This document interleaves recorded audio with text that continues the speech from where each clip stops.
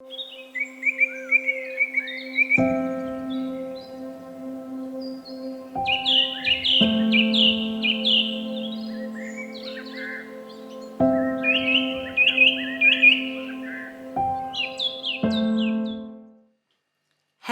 beautiful people, and the warmest of welcomes to the Surrey Art School studio. My name's Ellie, I'm the founder of Surrey Art School, and I'm going to be your creative guide over the coming months as we begin to pick apart and explore our beautiful spring season theme, Floriography.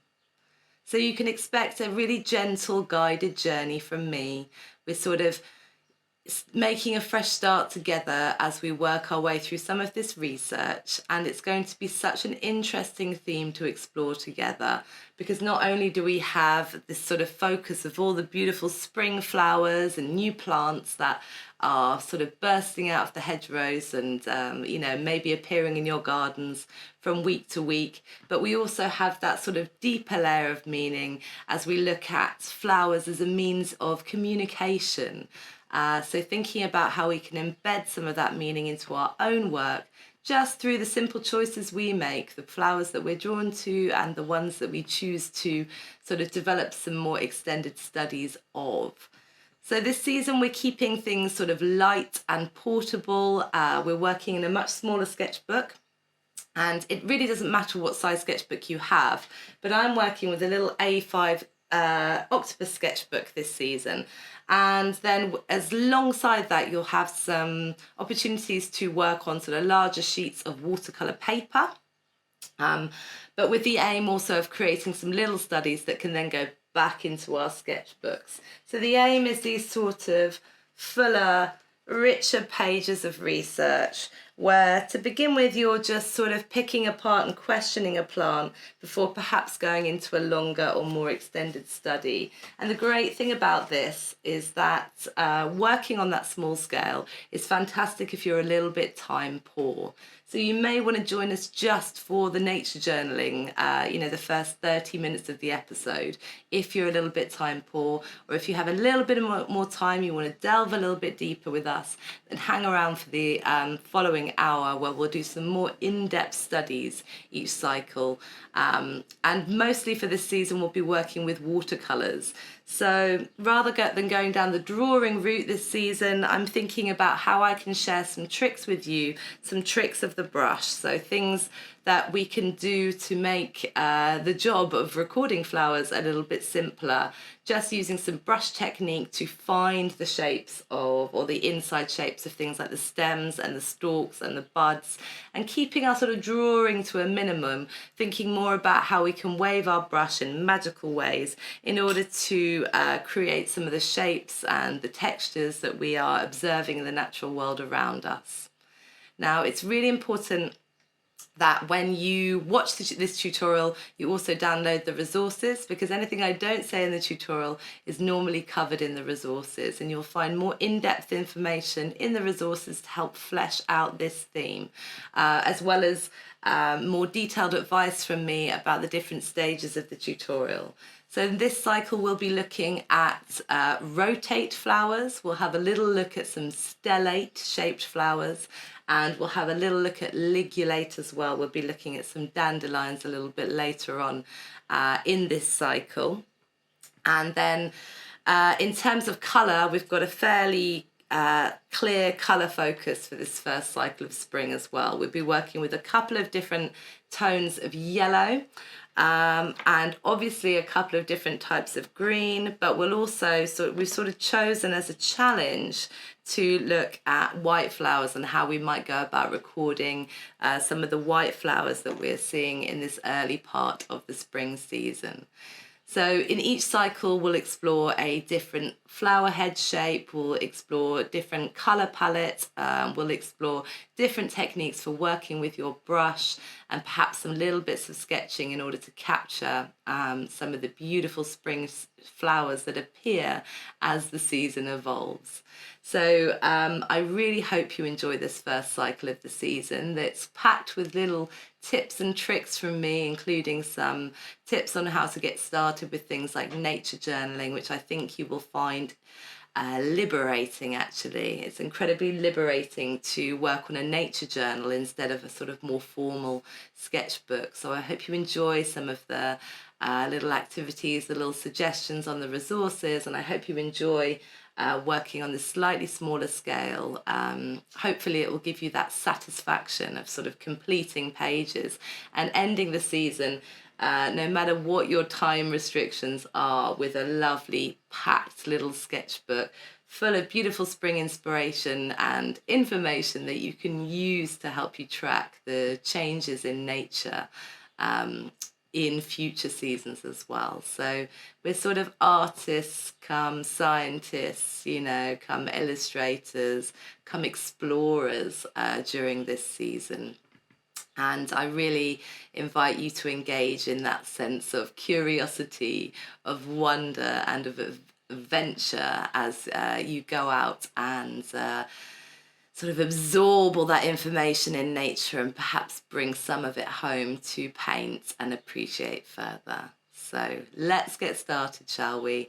We're going to dive straight into some nature journaling, and then I'll be back just at the end just to give you a little bit more information about what might be coming up in cycle 2. Thank you so much, and I'm really looking forward to getting started on this journey with you.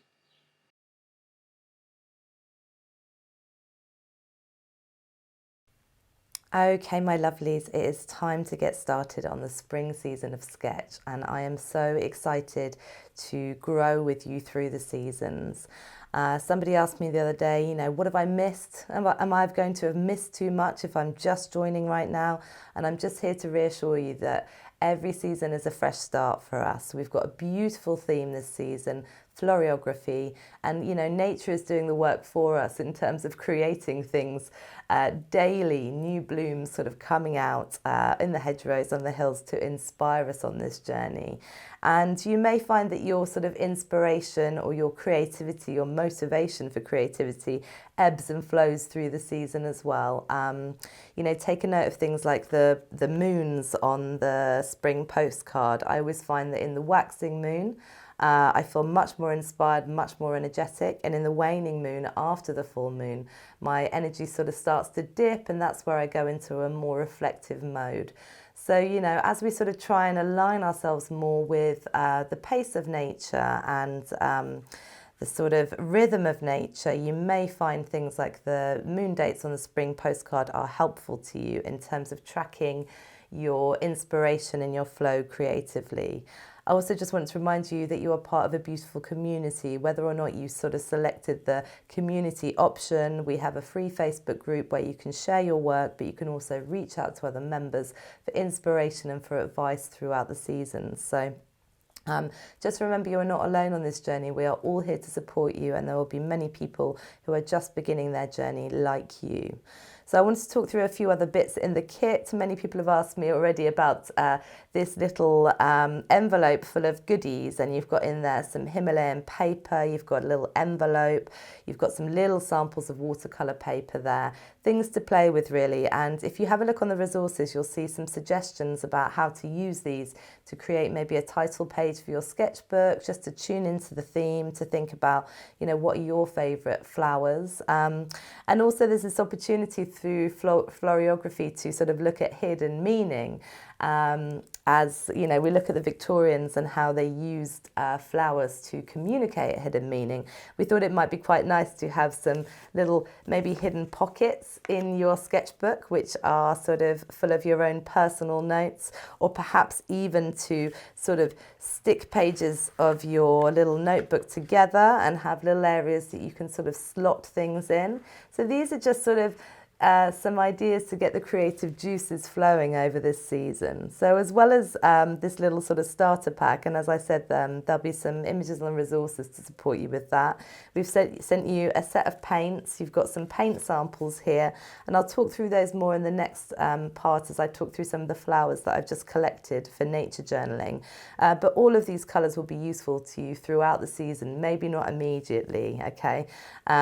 So I'll come back to that, but if you haven't got these paint samples, it's just sap green, cobalt violet, We've got cobalt blue, and then there's a deep scarlet there as well. These colours, you will have basic versions of these colours even in a normal travel set. And finally, we've sent you a little sketchbook. This is just a little mini sketchbook, which if you like, you can use for your nature journaling. So I'm going to start each episode of the spring season with some advice on nature journaling and just looking at what's around each particular month. So this is a space to record that if you like. I've decided this season I'm going to work in the octopus sketchbook, and I'll talk you through that in a minute, but it's basically a sketchbook that has sort of folding out pages where you can create studies, and again you can sort of stick pages together, create pockets, have things sticking out of them. So you may want to explore that creativity in the way that you build your sketchbook this term, rather than sort of worrying about it being a really pretty and beautiful sketchbook. Make it a record of the spring season for yourself, so that when you come back around to the spring season next year, which is the beautiful thing about the seasons, isn't it, is that we're always guaranteed that they're going to come back around. You can then sort of compare notes and maybe notice when wildflowers are coming out. Are there any shifts? Are there any changes? So think about yourself as being a bit of a scientist this season. We are using our nature journaling to learn the names of the different plants that we see growing throughout May, June and July. We're using it to record how we feel during the season as well. So it's not just about sort of your outer world, what's going on in the wider world in nature, but also your inner world. So there's an invitation there to reflect on how you feel on certain days, to look at things like what the weather's doing and how that might affect your inner world too. So outer and inner, and also with floriography, looking at those sort of hidden messages and meaning behind the flowers just really adds depth and dimension to this project, and we'll be sort of scaffolding that as we go along.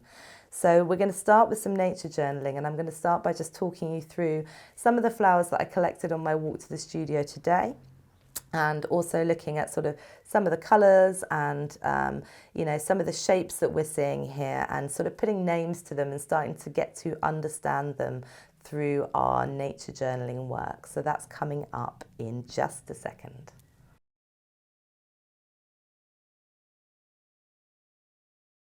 Okay, so let's have a look at some of the bits that I've collected on my way to the studio today, and we'll just talk through them. So we've got cuckoo flower, milkmaid, also known as milkmaid. I love the folk names of some of these. We've got Jack in the Hedge, that's literally just popped up. We have got lesser stitchwort, again just picked up on my way. I've got a couple of dandelions here, but in different phases, and I'm really keen to share a little bit more on dandelions with you because, well, I just find them very beautiful. I think they're very sort of underappreciated. And then, of course, I've got a couple of bluebells. I'm going to pop them down here. So I've got one which is sort of unopened, just unfurling like this, and then I've got one which is sort of fully unfurled. And I just wanted to talk to you about colour in relation to these actually, because when you lay them out like this, you can start to get an idea or sort of what kind of colours we're going to be working with in today's class. So you can see I've got the really bright, vibrant yellows.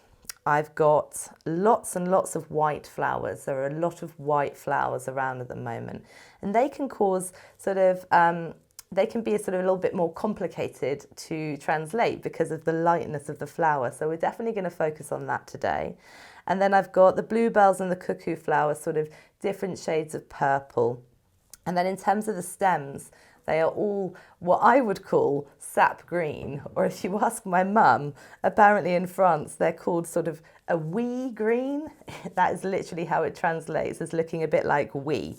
But here in England we call it sap green, and I think that's a slightly more attractive name for it. So I've got sap green here, but you can mix a sap green just by using cobalt blue and a little bit of yellow. It's just a little bit easier if you've already got it.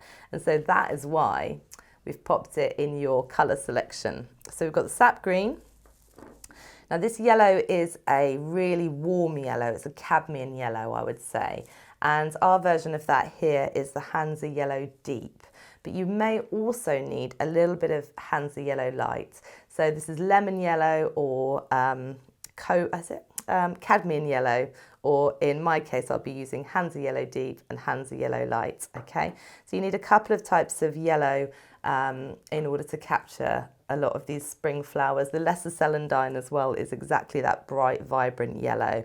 And then these purples, we've put a little bit of purple, this cobalt violet deep, into your set of paints. This is mine, which I've already used. And you've got the cobalt blue as well. So if this violet is not quite the colour that you want, add a bit of blue to it to darken it. So once we know the colours, that really, really helps us to sort of tune into our focus for this first chapter of the spring season. It'll be interesting to see you know, how that changes as we move through the season. But I just thought I'd talk to you a little bit about colour, because as an artist, this is the first thing I would do, is to sort of just have a look at what I've got and try and find some sort of connection between, or try and look for patterns and look for how I can sort of choose my colours correctly before I start. And that's going to really, really help me when it comes to my drawing, but also my painting, my colour mixing. So these are the flowers we're going to be focusing on, or some of the flowers that we'll focus on today.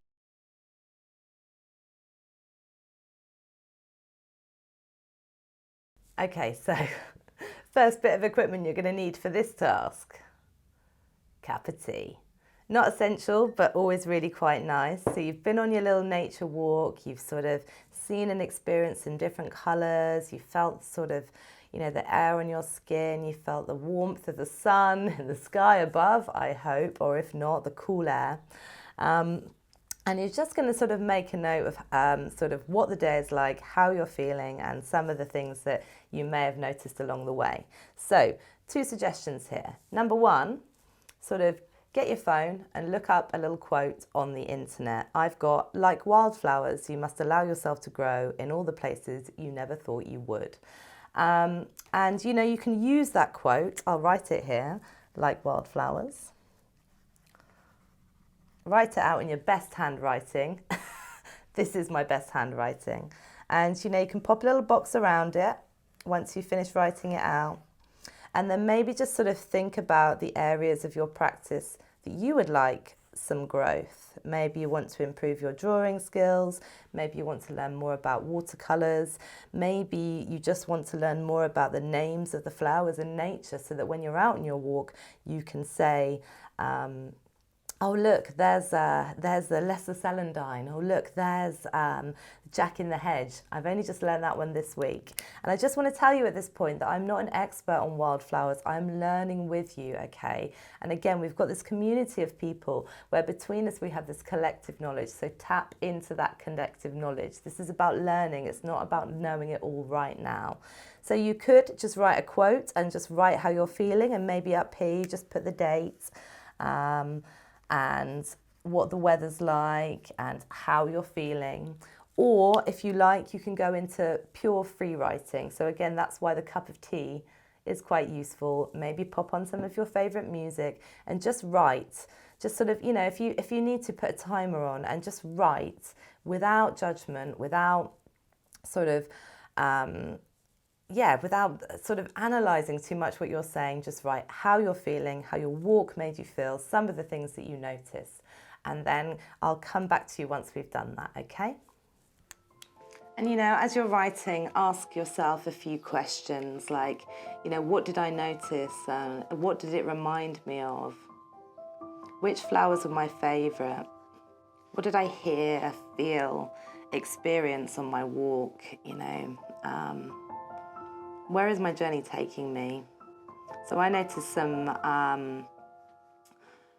dandelions on my walk which had gone to seed, and it led me to thinking about wishes. Like, what do I wish for the most in life? You know, what are my deepest desires? Where do I want this journey in life to take me? And then also sort of take a note of the colours, the shapes, the sounds. Was there any negative chatter or thoughts that arose as you walked? Was there anything that surprised you, inspired you as you moved? How did your body feel? How did you feel inside? Did that reflect what you were seeing outside? Was there something that moved you or ignited your curiosity? How do you want to feel at the end of this journey? How do you feel now? Deep in your heart. Okay, so I hope you enjoyed that little task. Whatever level you took it to is completely up to you. So we've got all this text now, and some of my students previously have said that actually with nature journaling they find they write too much and then they've got all this stuff sort of written on the page, and what can they do with it next? So here are some suggestions. I've got a couple of different types of drawing ink here, and this works really nicely as a wash. Got a big wash brush. I'm going to just get it damp but not totally wet, and I'm going to get a bit of that yellow just onto, this is a Wix tile, just a plain tile. If you've got like an old ceramic sort of tea plate or something you want to use, that works the same. I was thinking about that really beautiful rich sap green or that sort of wee green, as my mum said, and I just want to get a bit of that rich green onto my page. So there we go, I've just added a little bit of blue to that vibrant ink, and I'm literally just going to be ruthless with this and just pop it straight over my free writing, just because it sort of pushes it into the background a little bit. It makes it sort of, with floriography we're talking about hidden meaning, so let's hide some of our meaning in the pages of our nature journal. Yeah, you know, and you can sort of block out bits you don't want other people to read at the same time, but it also sort of kills that blank page. So I'm just going to put a little wash of that down over my page, and then I'm going to let that dry. So just adding a bit of extra water just to get that sort of to sort of blend on the page, and that sort of pushes the text back, and I'll show you how to work over the top of it. Here I've got my quote here, and I wanted to keep the quote but maybe not make the goals so visible, so I'm going to take a bit of blue here. This is my bluey sort of tone, and I've still got a little bit of leftover watercolour on my palette anyway, and I do like to sort of try and use up some of the remains. You can use watercolour for this wash, or you can use ink, so I'm going to leave that completely up to you. I've ended up with this sort of bluey purpley tone, which is rather nice. So for this one, I'm just going to use that blue to just sort of work over my goals, and then leave that lovely little quote, which maybe I'll add another colour to at some point, or maybe that can just be as it is. Maybe I'll doodle around it. There's a lot of creative freedom in a nature journaling book compared to a regular sketchbook. It's smaller, it's sort of, you know, I don't feel so precious about my nature journaling book. It's just like a sort of notebook, if you like. So I want you to try and feel into that as well with your nature journaling book, not spend hours and hours and hours on beautiful, beautiful pages. It's not about things being pretty, but just about sort of recording the essence of that moment that you experienced. So just a couple of options on text and a couple of options on washes. I'm going to let those dry for a little bit, and then I'll show you how we can work over the top of them. And in the meantime, we're going to get into some studies. So we're going to look at some of the flower head shapes and think about how we can record them, talk about their names, and then I'm going to also show you a little watercolour, a way of sort of doing a quick watercolour study of a dandelion. So that is coming up next, okay?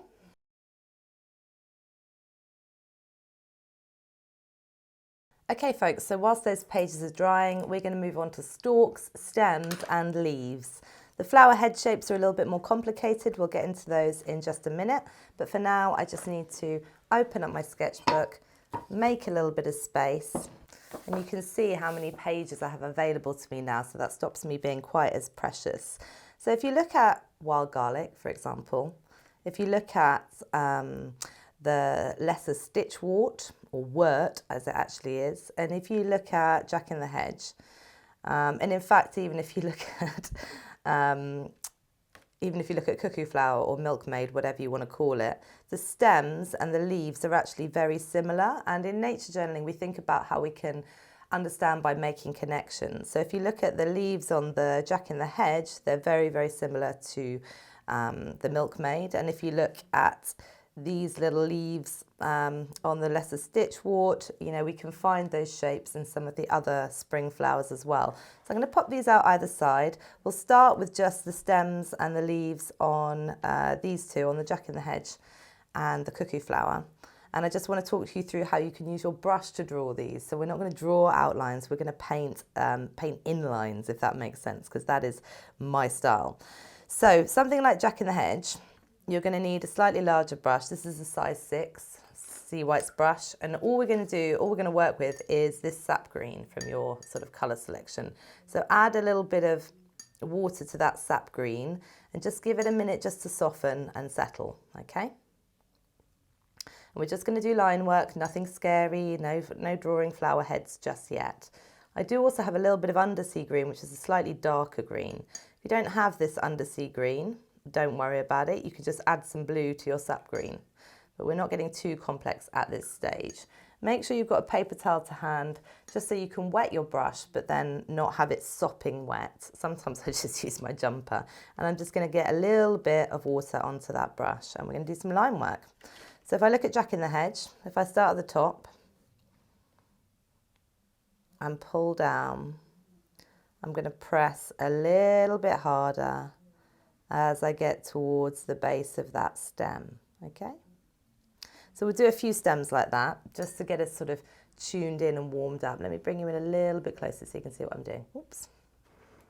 Okay, so again, just that size 6 brush. You can do it with a smaller brush. And I'm going to start at the top and I'm going to pull down, and as I press a little bit harder, I'm going to find the inside shape of that stem. And don't worry if it's a little bit wiggly wobbly, because that's what stems are like in nature, okay?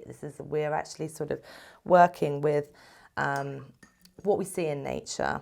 I'm going to change now to my small rigger brush and just show you exactly the same thing with a small rigger brush, so the size 0. So again, load my brush, get at the top here, pull down, and then if I press a little bit harder, I'm going to get a wider line for that stem. So maybe a size 6 rigger would have been better, but you know, it doesn't matter. And then up here at the top, we've got these sort of funny little tubular shaped leaves. So we're going to sort of do those, but just using the brush again. So back to that sap green. Nice damp brush, nice sort of decent sort of mix. Get rid of any excess. And I'm just going to go from the stem and then pulling up. So you see how this rigger brush is really great for this kind of line work. And we're just pulling up, pulling up, pulling up. Okay? If you notice the colour's a little bit darker, you could get a bit of undersea, or you could add a little bit of blue to your sap green, just to darken it a little bit. When we look at the cuckoo flower, it's got a slightly darker stem. So if I was going to do the cuckoo flower, I would start here, press. Again, I could use a thicker rigger brush for this. I'm getting a bit wobbly at the bottom because I haven't got anywhere to steady my hand. And then again, just look at where those leaves come out. So with the cuckoo flower, we've got the flowers at the top, but the leaves actually start a lot lower down. So here I can do a bit of a wiggle, press and wiggle. So this is how I teach. I teach drawing with the brush where possible. I will teach you some drawing skills as well. We'll look at the flower head shapes in a minute, but this is nature journaling as well, looking at every aspect of the plant, okay? So all I'm doing here is getting a little bit of water on my brush, pop him out the way for a minute, a little bit of paint on my brush, pulling out that main leaf, sort of stem, and then from there, pressing, lifting, and even wiggling a little bit if I want to make a slightly thicker leaf. So just practice that action, get used to that rigger brush and how it works. I'm just sort of skimming the surface for a really fine line, and if I want a slightly thicker line, I'm pressing and lifting. And again, you can make a note of the different stems that you are attempting to paint here. So this is really calming, soothing work. It's a nice way to ease in. We won't do the leaves just yet, but we can do the buds. Well, I can do the leaves on this one because that's nice and simple actually on this lesser stitch work. So I can do the stem with my rigger, I can do the leaves with my rigger or with my size 6 synthetic brush, and I can even do the buds. So I'm going to show you that now. So back to that sap green, that really lovely, nice, light sap green. Load my brush, start at the base, pressing quite hard. I've got a little bit of undersea left on my brush, so I should have cleaned my brush a bit better. And going all the way up to the flower, but not trying to paint the flower just yet, okay? And then up, just sort of popping in a few of those little bits of stem, going back, getting a little bit more water on my brush, a little bit more paint on my brush, and going again. Don't worry if you wiggle, it's okay. And then for the leaves and the bud, I would go for a slightly different brush. So use the rigger for the stems, and you've got these different sizes of rigger. My little synthetic brush is great for the buds and it's great for the leaves. So let me just show you. So this is the stroke that we want. Again, I'll put these into the resources for you as well. So at the base here, we've got a sort of thin leaf. If I put a press with my brush, press, and then lift, I can make a leaf shape. I'm going to do that for you again. Just get a little bit more water on my brush. So press, push sideways, and then lift. And again, they don't always come out perfectly, that is okay. I go again here. So here I'm going to go out to the side, press, and then if I gently lift my pressure, the bristles of my brush will come back together and create a lovely sort of pointed leaf shape. Okay, one more. This time I'm going to start from the outside. So you can either start from the stem and pull out, or you can start from the outside, see what feels better for you. Press, and just lifting as we reach the base. Okay, so you've got these different pressures of brush and they create these different sort of leafy shapes from the inside out. And that is so much easier than doing a pencil drawing and trying to colour it in. We're capturing the essence of the flower, but just using a few simple brush strokes. And this is what I'm all about, okay? And we're sort of getting into that finer detail as well. So we've done the stem and played around with the pressure there. We've done the leaves, and then these just sort of these little unopened buds, and even you can see when they open up, the petals sort of come out from there. But and you can see the sort of the different facets of that bud. But when they're closed, they're really nice and easy to paint. So I'm just going to show you. So again, this little brush, it's a size 2 synthetic brush. Size 1, size 2 is perfect. And then for the buds, it's literally just a press and lift job. So you just press and lift, and you can create those lovely shapes of a sort of base of the flower or the bud before the petals open up. So I'll just do a few of those. Maybe one here, 1, 2, 3, because that's what I can see. Some of them just one, like that. So we're just sort of stamping the brush to create those little shapes of the unopened buds. And you could go on like this for ages, just adding buds and then very loosely connecting them to the actual flower, to the actual stem itself as you've created it.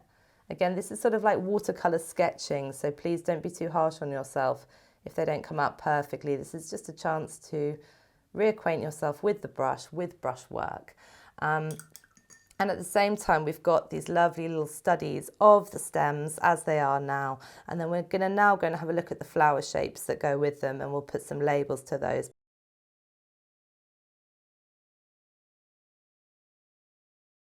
Folks, so let's have a little bit of a closer look at the flower shape. This is greater stitchwort, not lesser stitchwort. And I should be saying wort, not wart. I just got into the habit of that.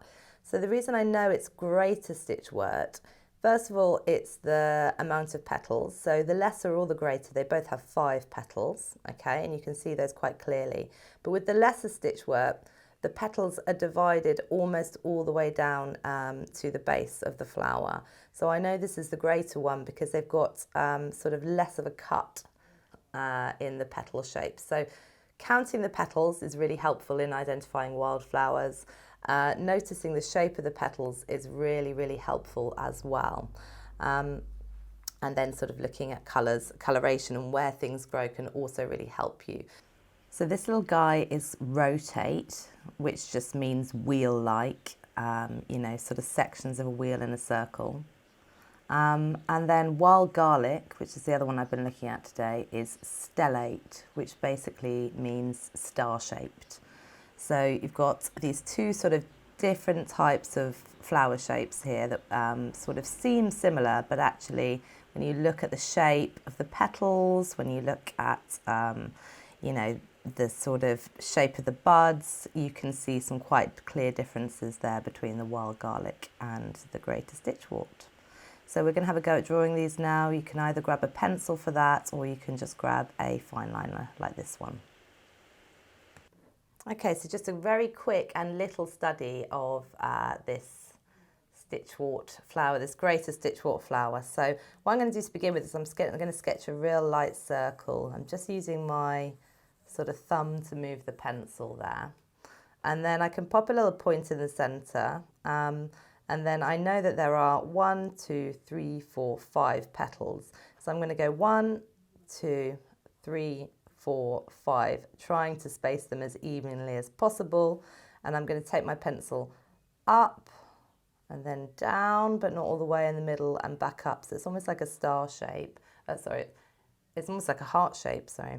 And then again, down and back up. And this just helps you to keep your petals in proportion. I know some of you will know this, that's fine. You can take things a layer deeper in terms of your sketching, okay? So 5 petals, 5 points, and those 5 points help you to keep those petals in proportion. And then we've got just the little bits in the middle there. So that is enough. That is enough for a little study of the greater stitchwort. If you want to, sketch it from the side, then start at the base of the flower. Pop in those sort of leaf buds to begin with, and then you've just got to draw what you can see here. So you may find it helpful to draw yourself a little ellipse first, and then we're going to come out from the side and just draw the petals that we can see, which is, I can't see very much if I'm honest from the angle that I'm drawing from. So something along those lines is perfect here. And then the stem will sort of come out from there, and again the buds, etc. So I actually recommend, sort of drawing with your brush the stem and the buds, and then just popping in your little sketch of the petal shapes over the top of that, and that is more than enough for a little nature journaling page. Now what you can do is just get a little brush, and if you want to add that little dash of colour from the stamen, sometimes these words fall out of my head, then this Hansa Yellow Deep is great for just popping in a few. So for white flowers, just drawing in pencil is great. Or if you've got a liquid pencil, you could add a little bit more tone. But we're going to get more into white flowers in the sort of extended part of this tutorial, so I'm not going to go into it in too much depth here. So I encourage you to go through, like I have just done with the greater stitchwort, look at some of the flowers that you've collected, see if you can figure out what kind of shape of flower it is. Is it stellate? Is it sort of rotate? There are lots of different sort of descriptions of shapes of these flowers that you can find out. So if I wanted to find out what greater stitchwort was in terms of a flower shape, I just whack into Google, if I'm honest. Go Google, tell me what flower shape that is, and then you record it on here, and because you've drawn it and painted it, you're so much more likely to remember it, okay? So just whilst I'm here, this is a cuckoo flower, and the cuckoo flower is it's called cruciform, and the reason why it's called cruciform is because it's got 4 petals. In terms of colour, it's just a very, very, very pale lilac, okay? But again, if you don't know the name of the flower, you can use things like Google Lens. If you don't know the shape of the flower, have a look at the resources. We've given you some sort of flower shape names there, and you'll start to see some commonality between them. You'll start to notice some connections the more that you paint and draw these flowers. And it's really nice to be able to use the actual language like rotate or stellate or cruciform. It just makes you feel like it will sort of help you embed that knowledge if you are drawing and painting and writing about these flower shapes and about these flower names. So I'm not going to give you all the information. I'm going to encourage you to go away and do a little bit of research for yourself based on the walk that you might be taking and the location that you might be in and what grows there. So these are just some little white flower suggestions and some suggestions on getting started with studies. I just wanted to say, whilst we're here as well, if you don't like this completely blank pageness, there is a solution to that, which is just to get a wash brush. And this is something you can do like if you're just chilling, even just half watching TV, dare I say it, or just listening to some music and you just want something nice and easy and gentle to do, is get yourself a wash brush, get some of your sort of leftover sap green and just colour around some of your studies. So I'm pointing the main bit of my brush away from my studies so that I end up with this nice little white glow. But I did a lot of this on sort of Easter Sunday, just sitting there.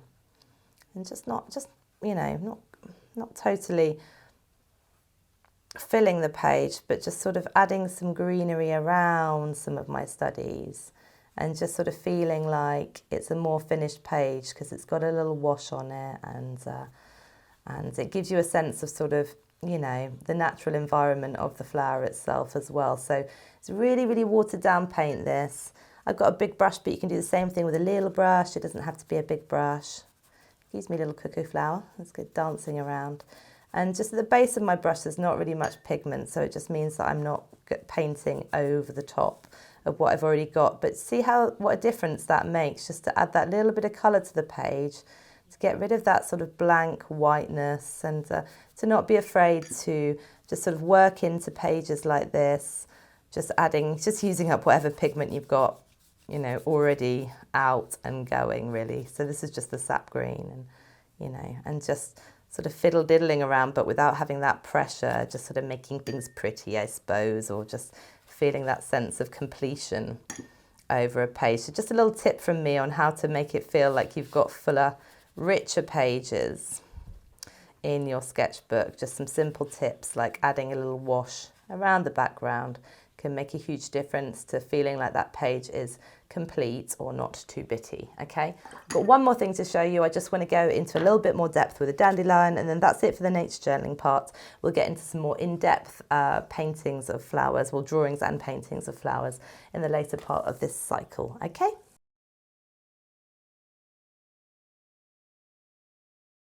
Okay, my lovelies, so we're going to sort of gently transition out of the nature journal book and onto some watercolour paper now.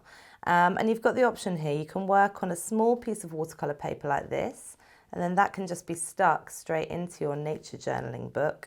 Or you can work on some larger sheets and maybe stick them into a larger sketchbook. I'm going to leave that completely up to you. But I might pop one little study like this just onto watercolour paper. Just pop it in alongside my Greatest Stitch Wort page that we just completed. I'm moving on to Bockingford rough paper. This is a little bit like the bees last season. The rough paper is really great for the subject that I want to paint now. I've tried lots of different surfaces and I just like this rough paper. If you haven't got the Bockingford rough, just use normal 300 GSM cold press watercolour paper. That is the ideal for these processes. And we're going to look at the dandelion because we're sort of keeping within that colour scheme that we were talking about at the beginning of this episode. So the sort of very warm and then the cooler yellow and then a sort of sap green probably for the stem. And we're going to look at a sort of closed and an open dandelion, and I'm just going to show you how to paint them because they're really simple and really satisfying to do. So I've got a couple of brushes to hand. I've got my 2 different sizes of rigger brush. If you've just got the small one, that's great. And I've got the size 6 synthetic brush again. That's going to be for the stalks, the stems. So we've sort of already practiced that during our nature journaling. And then colours-wise, I've just got the 2 different tones of yellow. That's Hansa Yellow Light and Hansa Yellow Deep. And if you haven't got the Daniel Smith colours, please excuse the state of my pan palette, but this is the lemon yellow and the cadmium yellow, okay? And you should have a sap green in there as well, so that should make things nice and easy for you if you don't have the Daniel Smith paints.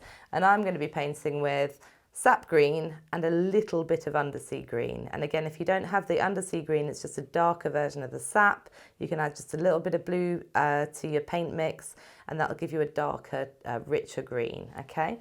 So I'm just gonna sort of get myself set up, and then I shall meet you back here. Make sure you've got a little pot of water, and if you can just get either get your colours out onto a palette ready, or work from a mixture of the ones that we sent you and your pan palettes. Okay, so I'll be just 2 seconds and we'll make a start.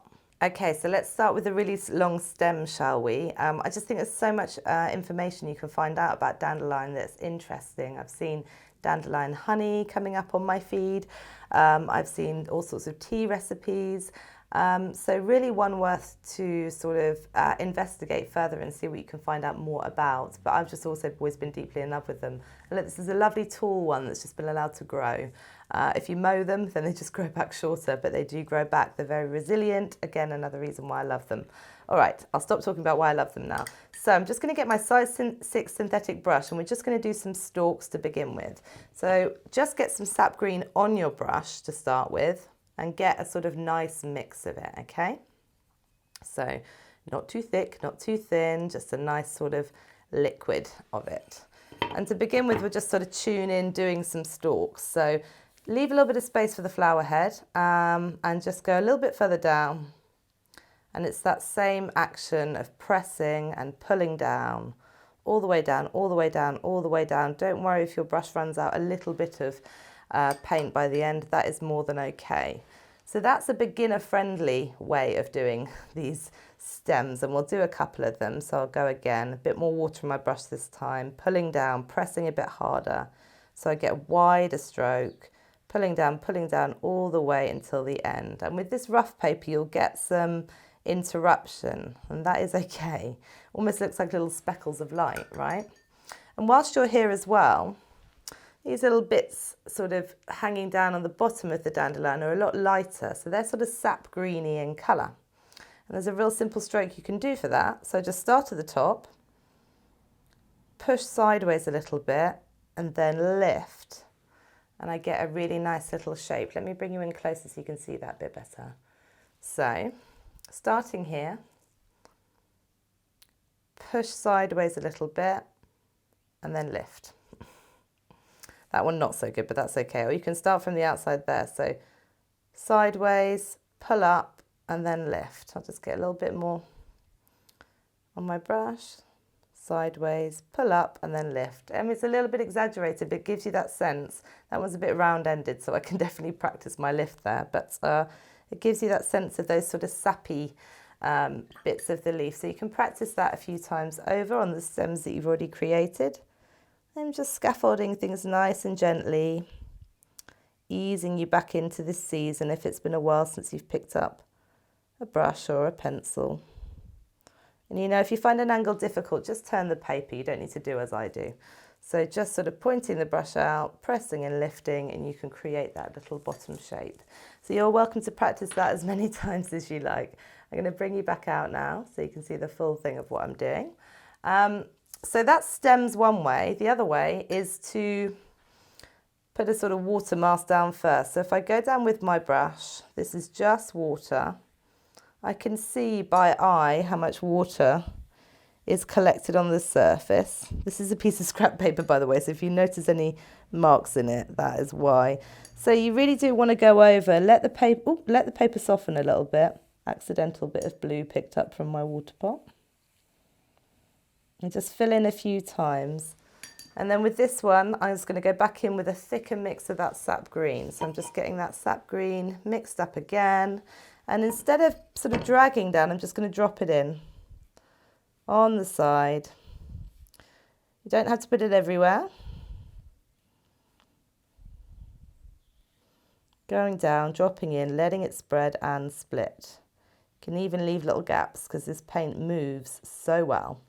And that's it. So that's the sort of wet on wet version of it. And again, if I bring you a bit closer, you'll be able to see I get sort of areas of light and areas of dark, and so it's a little bit less flat than doing it just with a brush, but this is a nice beginner one to do.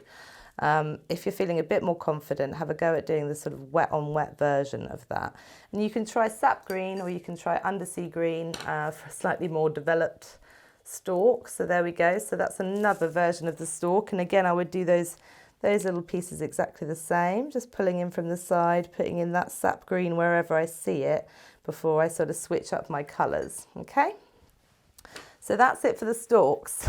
You can do exactly the same thing again with undersea green if you want a slightly darker stalk, and if you want to add a little bit of this pigmentation that we can see on the stalk in some of these, then actually a little bit of that deep scarlet that we've sent you will do the job for that. So let it dry a little bit first, and you can drop in little bits of pigment whilst it's still wet, and that can be really, really nice too, depending on how accurate you want to be with your dandelion. And again, this lovely rough paper sort of seems to let you get away with it somehow, being a bit more cheeky and just chucking extra colours in over the top. You get this lovely granulation, sort of this texture coming from the paper, which is rather marvellous. Just go lightly though with that deep scarlet, because it is pretty strong. Okay, so I'm just going to reset now, and then I shall come back and show you the tops. All right, so for the dandelion tops, you're going to need to get a bit of lemony yellow, and I'm just putting a bit of water into that, and then a little bit of this Hansa yellow deep, this sort of richer, deeper yellow, and just sort of get them going so they're ready. Now, if you want to do a dandelion that's sort of closed like this, I would start by just doing the brushwork on that top area. So this same brush, the size 6 synthetic brush, oops, if you can see it properly, is absolutely perfect for this. So I'm actually going to go for a slightly darker, the undersea green for this. And I'm going to start with sort of I'm going to start from sort of this area here, I suppose, and facing my brush upwards. So if I'm facing upwards, I'm going to press down with my brush to push away the bristles, and then lift them as I get towards the base. Did you see that? Let me get a bit closer so you can see it. So I'll do that again. Sort of facing upwards, press my brush down, and then lift as I get towards the base. There we go. And I maybe just need one more of those on that side. So try and keep your crisp points here. That's it, and just lifting as I get towards the base. Now when that's dried completely, you could come over and do some fine lines with it. But it also, with the sort of drag marks from the paint, it sort of holds its own. Let me do one more here. So I'm going to go down and to the side and then lift. That's quite a bulge on that one. And then the middle, press and lift. And then just one more on the side there, sort of pushing out to the side and then coming back in. And if the shape isn't absolutely perfect, don't worry, because it isn't in nature either, but you can also come in and just sort of refine a little bit. But try not to fiddle too much. This is a very fuss-free sort of painting technique. Let's get ourselves set up to do some dandelion heads then, whilst those are drying.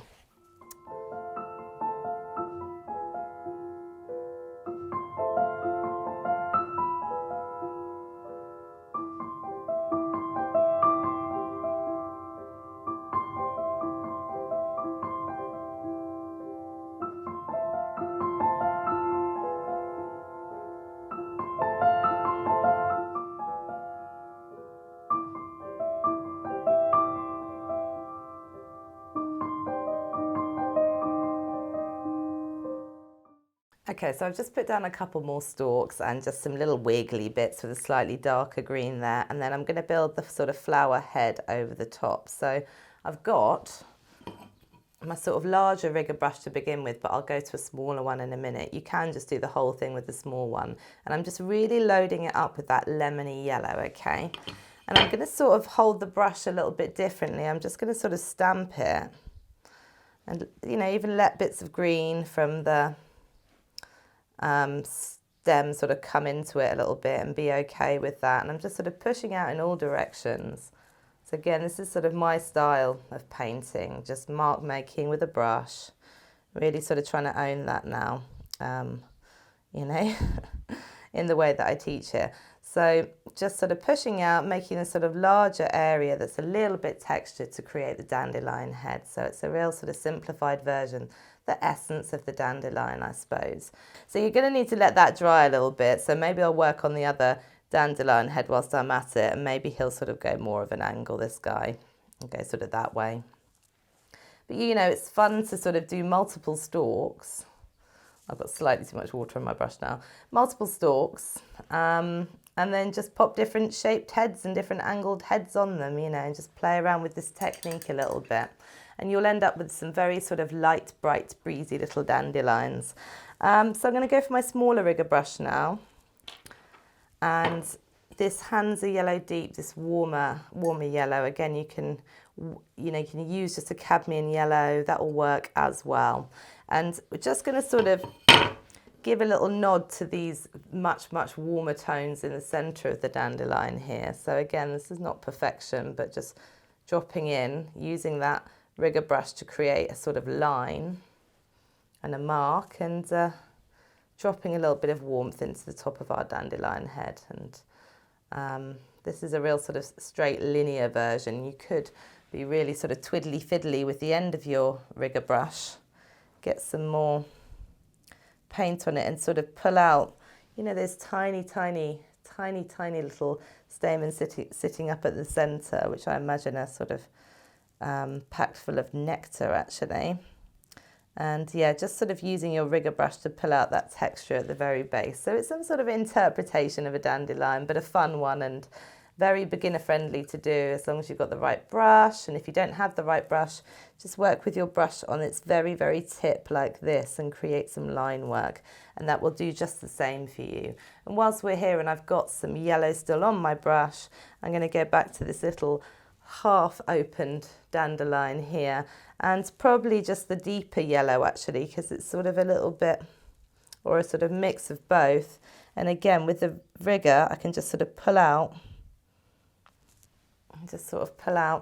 these little tiny marks from the top of that, just to show that sort of dandy breaking through, or just those first bits of the bloom.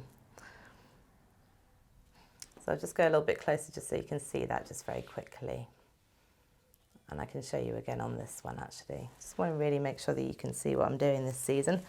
So like just out of the top of here, just using your rigger brush and that Hansa Yellow Deep, you can sort of give this illusion of this unfurling dandelion, which is really quite nice and fun to do. I feel like as nature journalists, we ought to be looking at the flower at its different stages, right? And also whilst I'm here, you see here where that's now dried, if you wanted to go and strengthen that line work, you can just getting a little bit of undersea green, this sort of dark green here, onto my rigger brush.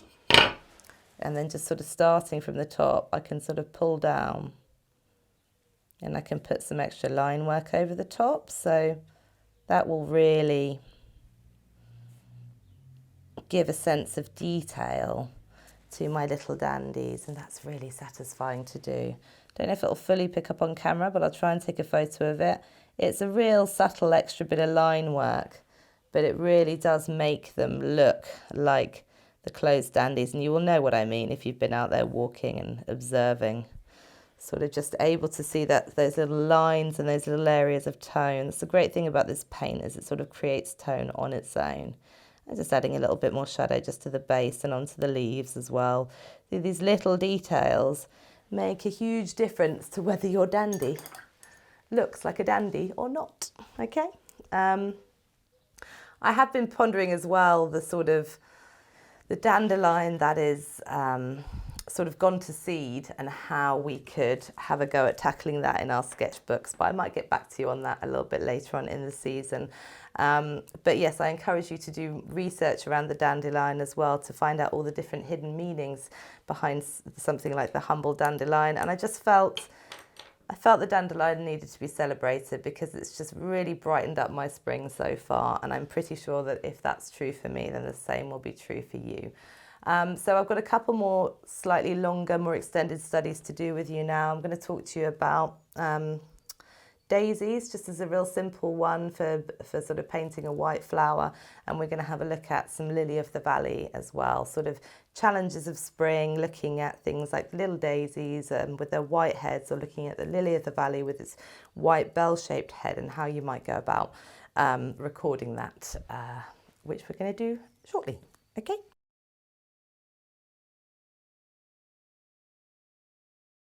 Okay folks, so we are going to close this last cycle of the season by looking at Lily of the Valley.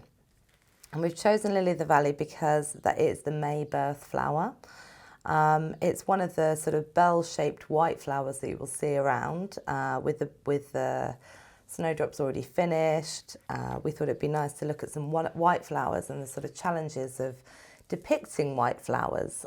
We had a little look at Greater Stitchwell earlier on.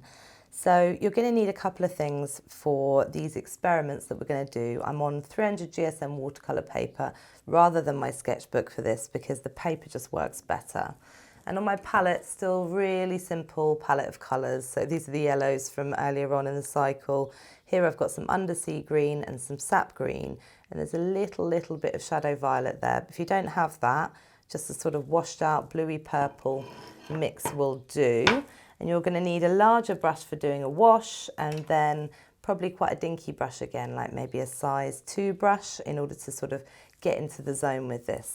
And also make sure you have a little bit of paper towel to hand. I'm going to show you sort of 3 different ways to kick off Lily of the Valley, and then I'm going to do a slightly more extended study with Lily of the Valley as well. So I'll just pop my book to one side for a minute. And we're going to just do some little experiments at the top of this sheet of A3 watercolour paper.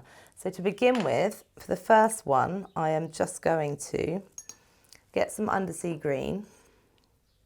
So quite a deep green tone. Make a little mix of it. And then that's just going straight down onto my paper. I'll add some water to it, just to sort of move it out a little bit, but I want that quite dark, okay? So the undersea green or your sap green mixed with a bit of blue to make a slightly darker tone will work really well here. And that's it. We're just going to let that one dry all the way down, okay? So just a little experiment. And for the second one, we're going to sketch out the shape of the Lily of the Valley flower. So I'll bring you a little bit closer for this. Oh, it's essentially just a little bell shape. And I want you to imagine your Lily of the Valley is sort of coming down like this, and then the flowers coming off the top. So the unopened ones are just sort of a closed sort of teardrop shape, I suppose. And as they begin to open up, they're still short, quite squat. I don't know if I'm the best at drawing them, but they're just like a little shortened bell shape, essentially. So they sort of go rounded around the outside, and then you get these little sort of curves. So just pop a few of those shapes in. If you're not comfortable with drawing to this level yet, that's fine. Just get some trace down paper. You can do exactly the same thing with trace down paper. And they're all at sort of different angles from the source image that I'm drawing from, which I will put onto the resources for you, okay? So just pop a few of those in, just with a 2B pencil, these sort of little rivety shapes. Okay, so that's for experiment number 2. And then for number 3, we're going to do something a little bit different. So just moving my paper over ever so slightly. What I'm going to do here is I'm going to lay a sort of wet on wet wash.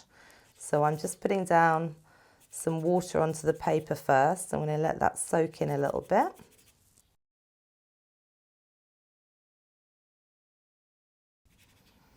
And then I'm going to drop in a little bit of sap green. Oops, that's my palette. My sap green's looking a bit dirty. Sap green sort of on the inside, and just let that split. Isn't it beautiful? And then maybe a bit of undersea around the edge of that. I'm just going to let that do what it wants to here, not be too fussy about it, all right? Quite a lot of water on my page, but I think that's going to be okay. Sort of really encourages this Daniel Smith paint to split and spread and do its thing. So just a little mixture there, really, of greeny tones.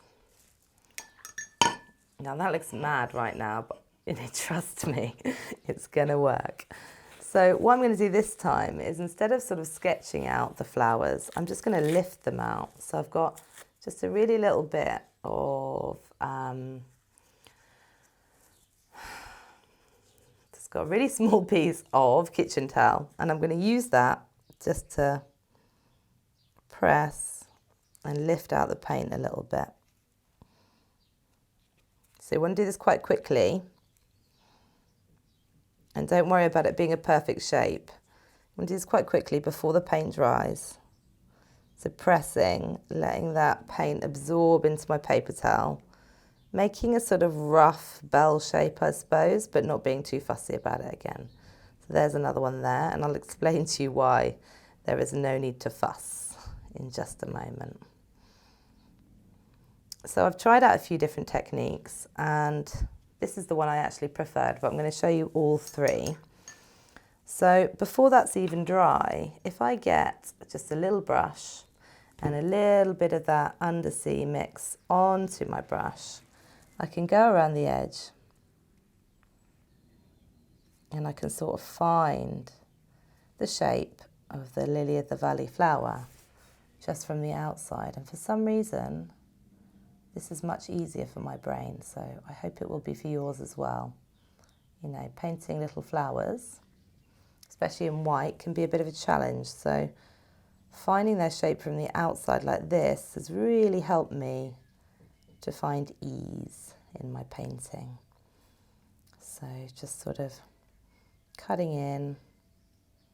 Don't worry too much about those shapes, but just sort of reshaping the white patch rather than trying to do everything from the outside in, I found really, really effective for this. I'll try and get these little ruffles in a bit more on this one. So Lily of the Valley, Eve's tears apparently,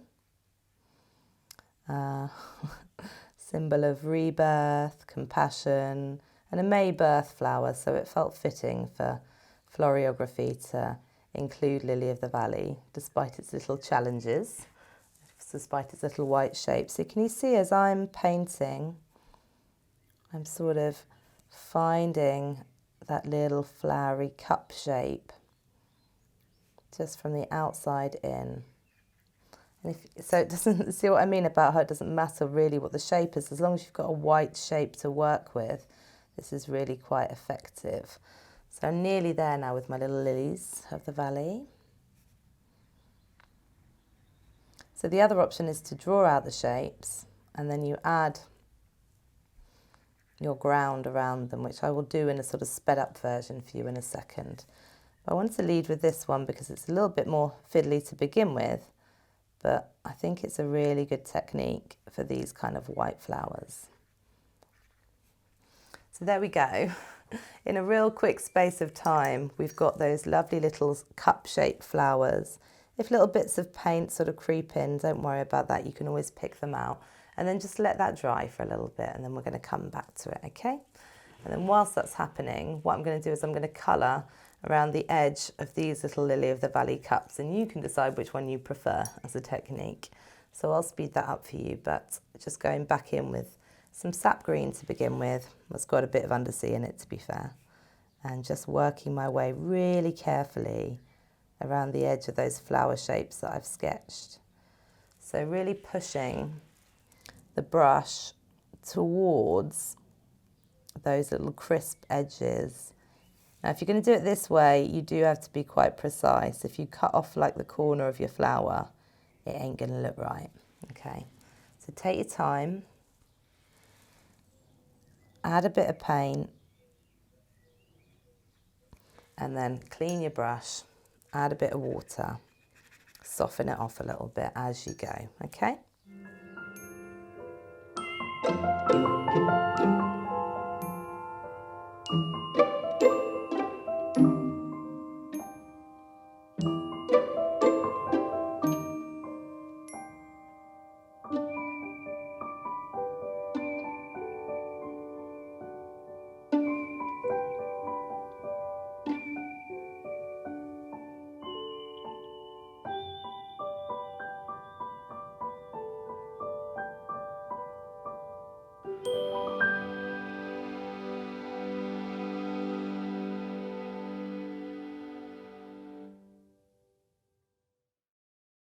Okay folks, so these have sort of dried now, and you can see my really dark ground that I put down with the undersea green there has dried completely. So I can work over the top of that one now, and I'm just using a little bit of white gouache, and I've got a damp brush, and I'm just going to work straight from the tube with this one because I want that white gouache to be nice and thick. So I'm going to go in like this, literally load up my brush. And then here I'm going to start to find those shapes of the lily of the valley just using the white gouache. So I was thinking for this cycle of the season, how can we sort of give you some techniques for painting white flowers? Because they can seem like a challenge, especially against sort of a lot of the green. So it makes sense to lay a ground, whatever you do. And this is just a ground of watercolour. And then there are lots of different ways that you can go about creating the white flower. So this one you may think is a bit of a cheat, but I rather like it, which is just to go in with the white gouache and find those shapes of the flowers from the inside once your ground has sort of dried. And then we've got that second method, which is to draw out the shapes first. That's the one I find most difficult, strangely. I prefer these sort of cheats on the brain. I prefer these cheats. So I would do a little sample of all three and then decide which one you're going to make into your main sort of lily of the valley painting. But you can see that's quite effective with the white gouache. You can't really layer as much stuff over the top. Maybe you could use a pencil to add a little bit of tone. And obviously you don't have the luxury. Well, I suppose you could draw out first and then do this bit, but I'm sort of enjoying just painting it freehand. They're very simple bell shapes. It's just how we get them to stand out from the background, isn't it? And because I've been thinking about white flowers, I've laid an extra little ground. I'll just show you this quickly. Laid a really deep ground here, and I was thinking about wild garlic actually, because wild garlic and lily of the valley are quite often mistaken for each other. But it's the shape of the flower, really, once the flower comes out, that helps you to identify the difference between wild garlic and lily of the valley. There we go, I got there in the end. So all I'm doing with this wild garlic is I'm putting in a sort of top first, just with some dark paint. I think this is just the undersea green again, like so. And it just occurred to me that, you know, the shape of the flowers when they come out is basically the shape of a little brush like this. So if you want to do your wild garlic, you can do exactly the same thing and just use sort of a bit like we did with the stitchwort when we were sort of finding the bud shapes. Just use the white gouache and create those little star shapes. Make sure you don't have much water on your brush, she says, taking the water off her brush. You just want the pure paint if you can here. You want it to be nice and bright. And you're just sort of dibbling in. And, you know, even things like cow parsley could be done like this. Just pop a dark ground down first and then work your white gouache over the top. Again, you could do this with a pastel as well. So think about what you've got to hand. Don't run out and buy a load of stuff. Just, you know, use your creativity to make a decision as to how you want to go about this. But the white gouache is really, really helpful because it's just so opaque compared to, compared to anything else you might find. And that's quite effective, isn't it? You know, it's really simple, just a bit of stamping with the brush, just pointing the point of the brush outwards and creating those star shapes. They're stellate, the flowers of wild garlic. So creating those star shapes, just using your brush, a little bit like we created that sort of explosion in the dandelion, just using our brush, okay? So you can see that's sort of dried a little bit now, which is really, really nice. I can see those flower shapes. Now, if I want them to become more visible, I'm going to have to strengthen the ground around them, okay? Or wait until that's dry and put another layer on top. But what I'll do is first is I'll just get my little rigger brush, get a little bit of sap green on my rigger brush, like so. And you can sort of gently put in the main stem. And then you can start to attach your little flower heads to the stem. So try and keep your brushwork nice and light.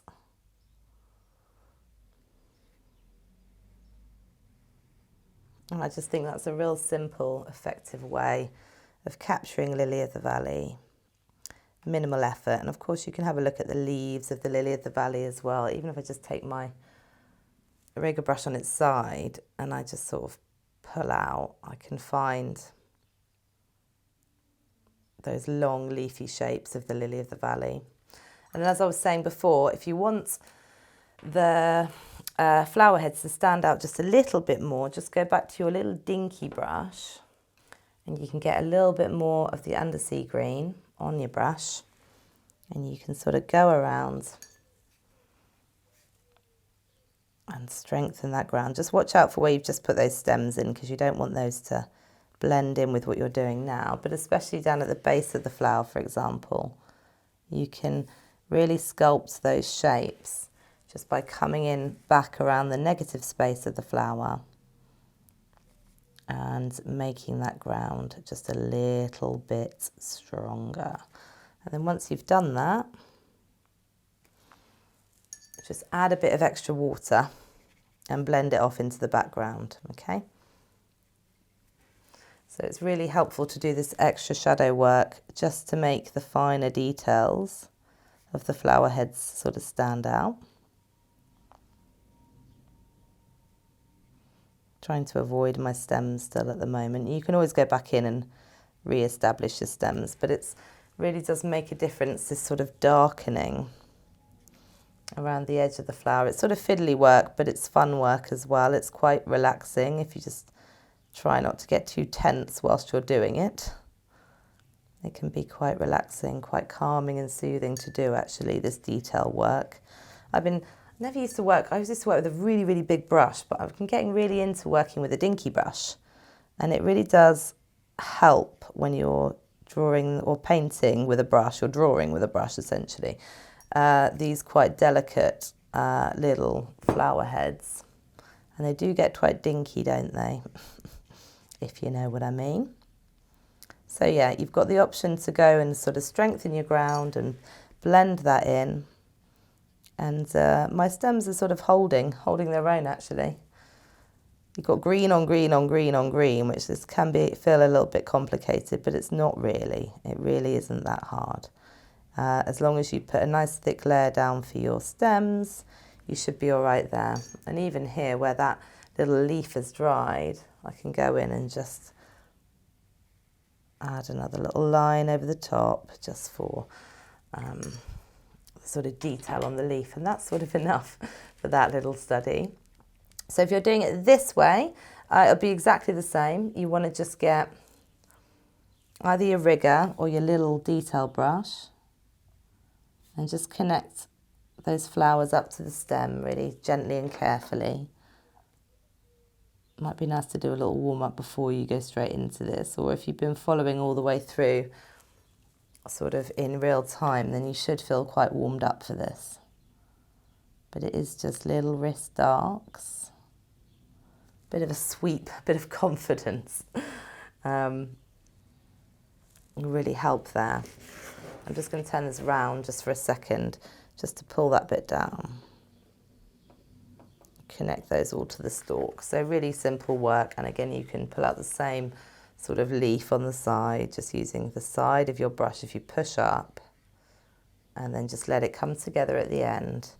I'm sort of working sideways to begin with to make the thickness of the leaf, and then sort of closing that off.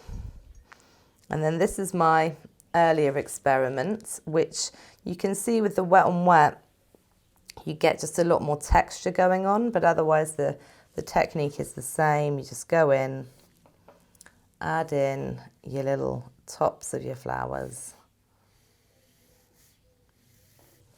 And I'm going to let you choose which is the preferred technique for you for this. We're sort of, rather than doing these long extended studies, just little experiments this season, just playing, just sort of making some discoveries, solving some problems using our paint. And, trying to get a handle on the range of little plants that are sort of springing up as we move through this spring season. And again, just a nice big leaf on the end. They do tend to sort of droop to one side, so I've sort of chosen to put them all on one side, make it a little bit easier for you. But you've got a few options there to play with in terms of recording Lily of the Valley. And what I'll do now is I'll do a sort of sped up sort of time lapse of me doing a full painting. Okay. Ooh.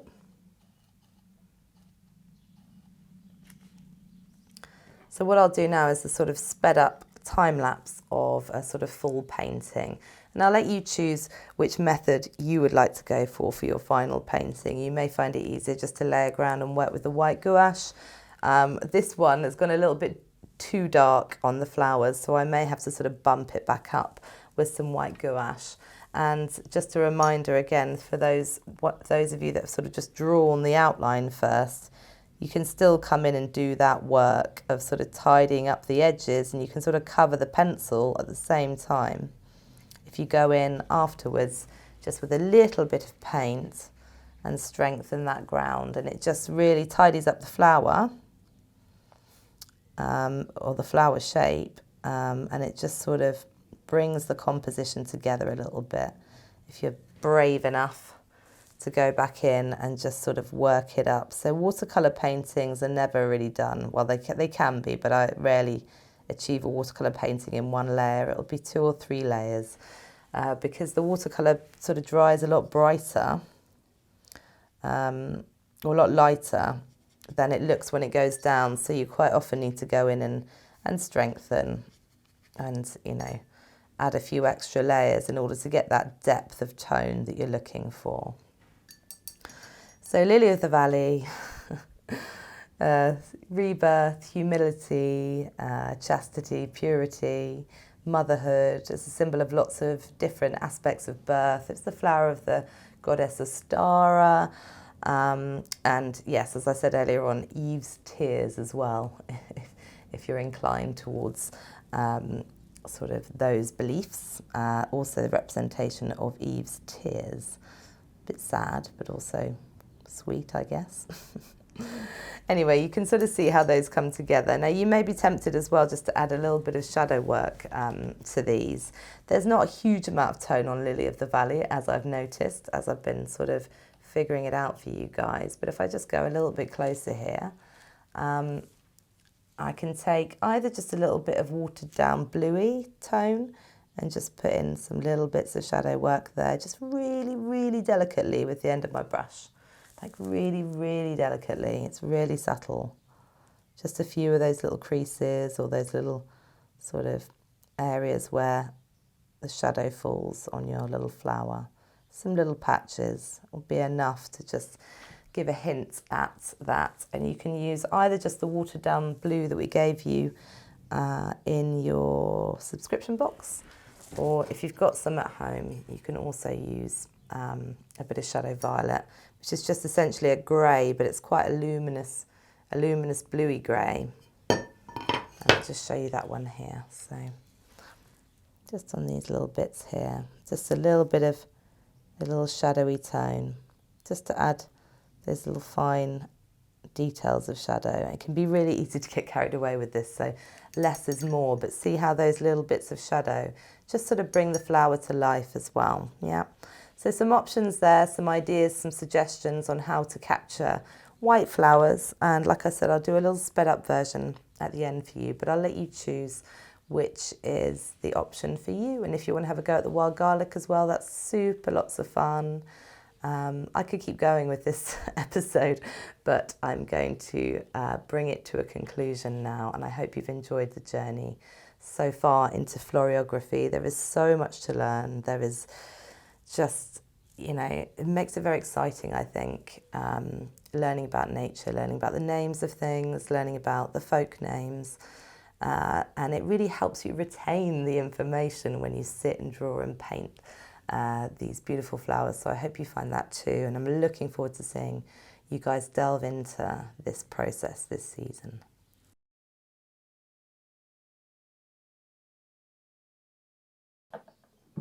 Okay folks, so what I've done is I've taken just a small sample piece of watercolour paper. It's a slightly thicker watercolour paper, this just a sample I had knocking around, but 300 GSM, cold press, that's all you need. I've put some masking tape around the edge because that's going to sort of hold the paper in place, because I'm going to put my wash down, I'm going to tilt my paper a little bit, which you'll see in a minute, just to get that wash moving a little bit more than it did before. It's sort of sitting still.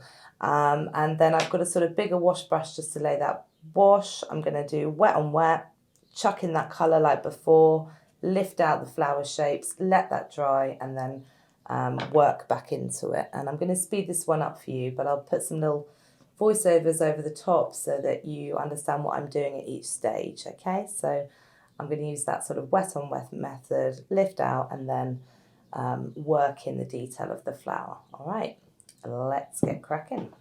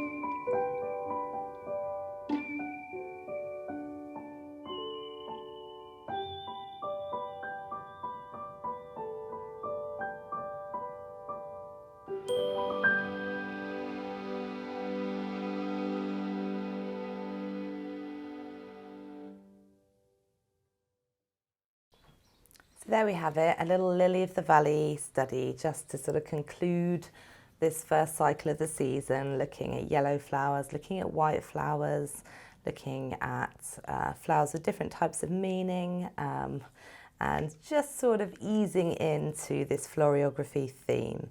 So I just wanted to say that I've put this, I've sort of masked the edge of this, and I'm going to let it dry all the way down before I remove that edge, but that should give me a nice clean, crisp edge.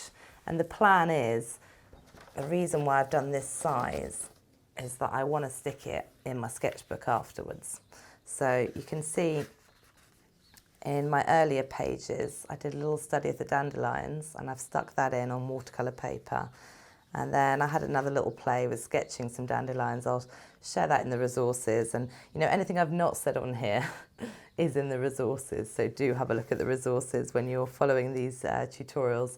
And so I've done a little bit of research into Lily of the Valley there. And I think I'll pop that last little study in here. So I'm keeping it small this season because little small studies are a lot quicker to finish, a lot more satisfying, and hopefully if we're working on a small scale, we'll feel like we're filling our pages a little bit quicker this season as well. So I hope you enjoyed that. And it's completely up to you how you go about your study, if you even do it at all. But I just wanted to offer some suggestions, especially on white flowers, because they can be a bit of a challenge, and I'll bring that through into the next cycle too. But I really hope you've enjoyed the little fun adventures into floriography today. So how did you get on, my lovelies? I really hope you enjoyed some of the exercises in the first cycle of the season. Now just remember that we're going to be sort of scaffolding your learning through the season. So we'll be going into more depth as we go along in terms of sort of flower head shapes, in terms of different shapes of leaves. And we'll also be exploring or developing our sort of understanding of colour palettes as we go along too. So in this first cycle, we focused on sort of the spring greens, and also sort of some bright and vibrant yellows and some white flowers. And in cycle 2, we'll start to look at reds and purples, and we'll be looking at cratery form flower head shapes and cup shapes. So sort of a slightly different flower head shape to focus on for cycle 2 as well. So that's all coming up, but we'll give you plenty of notice, plenty of warning about what's coming up for you in cycle 2 as we go along. In the meantime, I really hope you enjoyed this first cycle of the season.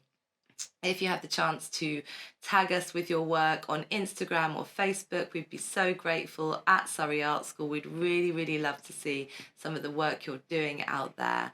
And just remember as well that even if you're not part of the community group, we do have a free Surrey Artist group where you can go in and share some of your work with your peers. So I'm really, really looking forward to seeing what you do with this first cycle of the season, and really looking forward to the next chapter with you all as well. So much love.